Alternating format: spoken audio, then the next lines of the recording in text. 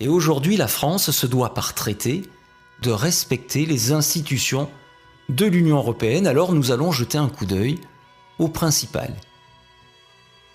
Leurs rôles sont définis dans les traités européens. C'est à la fois bien puisqu'on sait qui fait quoi, sauf que ça peut être un frein pour l'évolution de leurs compétences, surtout lorsqu'on sait qu'on ne peut pas changer facilement, voire pas du tout, le contenu des traités. Alors elles ont des rôles qui interagissent les uns avec les autres, et visiblement, c'est la Commission européenne qui est le cœur décisionnaire. Par contre, il y en a une qui semble n'avoir de lien avec aucune autre, on y reviendra. Donc, voyons celle qui joue un rôle majeur, le Conseil européen. Il rassemble les chefs d'État, peu souvent, et ne fait que donner l'orientation de politique générale. Vous allez me dire, c'est déjà énorme. Sauf que cette politique, elle est soumise à la direction donnée par les traités européens. Donc, c'est un frein à la liberté des chefs d'État de débattre de tout ce qui n'est pas contenu dans les traités. Et en ce qui nous concerne, qu'on l'aime ou qu'on ne l'aime pas, c'est pas le problème. C'est donc un frein pour la politique menée par notre président de la République en France. Il n'a pas vraiment d'alternative. Soit il suit les directives européennes, soit il décide de quitter l'Union.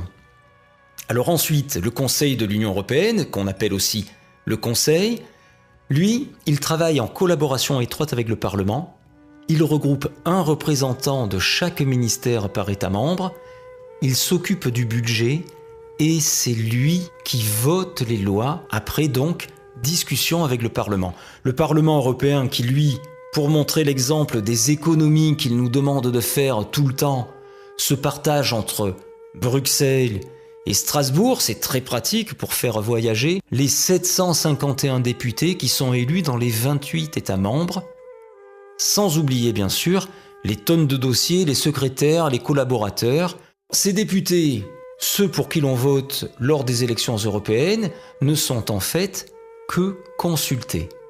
En fait, ils aident le Conseil des ministres pour qu'il vote les lois.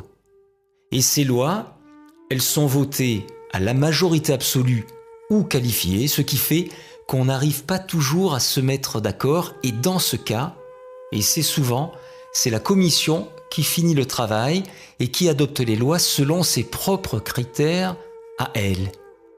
Quels sont ces critères ? Eh bien, il faudra lui demander. Donc on sait qui vote vraiment les lois, mais qui les propose quand on sait que les députés, c'est-à-dire le peuple, ne peuvent pas le faire ? Eh bien, la Commission européenne, ou Commission.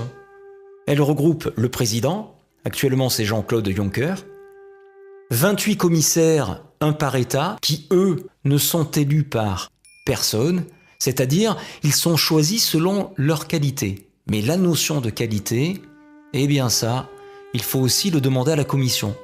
Alors son rôle, c'est faire appliquer les lois et le budget. Ça c'est l'exécutif, comme en France. Et puis c'est elle qui propose donc les lois.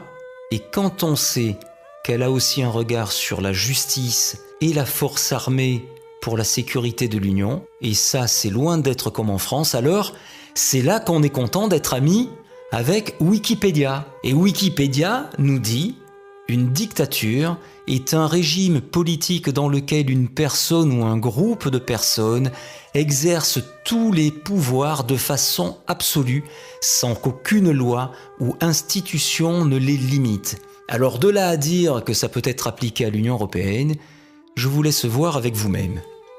Et enfin, la BCE, la Banque Centrale Européenne, celle qui n'avait aucun lien avec personne, eh bien, c'est une banque.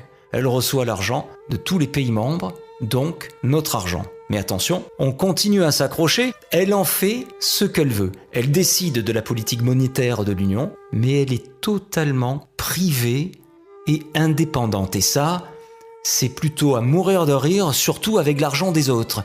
Elle n'a aucun compte à rendre à personne, ni au chef d'État, ni à la Commission européenne, qui est pourtant le cœur de l'Union, ni aux Européens, ni même à la justice. Totalement en dehors de la planète. Quant à sa politique, c'est jouer contre l'inflation. L'inflation, pour faire court, plus il y en a, moins les riches sont riches. Sauf qu'en jouant avec une dose d'inflation, on peut aussi relancer la compétitivité et donc créer de l'emploi. Mais bon, vu qui est à la tête de la BCE, ancien collaborateur de Goldman Sachs, c'est pas vraiment la solution qui est choisie.